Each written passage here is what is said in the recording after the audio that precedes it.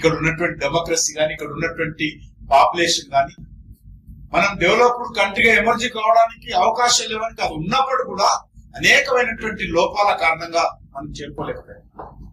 అందుకే ప్రధానమంత్రి గారు మాట అంటారు, మనం 2047 ఒక వికసిత్ భారత్, అభివృద్ధి చెందిన దేశంగా, డెవలప్డ్ కంట్రీగా మనం ఎమర్జీ కావాలి.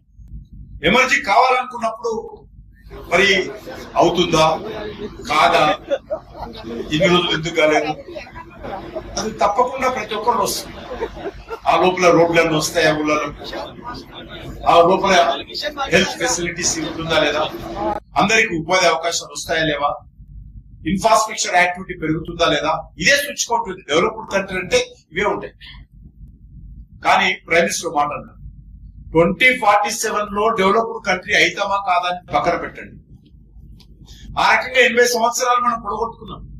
80 సంవత్సరాలుగా లక్ష్యం లేకుండా మన తెలంగాణలో సామెత ఉంది, గుడ్డెత్తి చేలో పడ్డట్టు.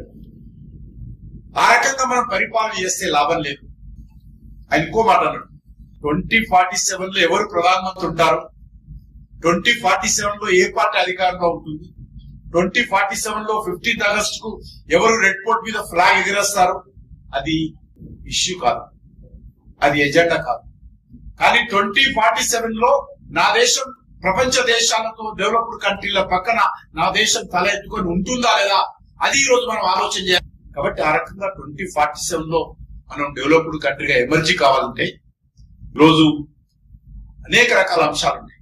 మౌలిక వసతులు కల్పించాలి, ఉపాధి అవకాశాలు మెరుగుపరచాలి, అన్ని రంగాలలో సమతుల్యత పాటించాలి, పర్యావరణ పరిరక్షణ చేయాలి, సాంకేతిక స్వావలంబన రావాలి.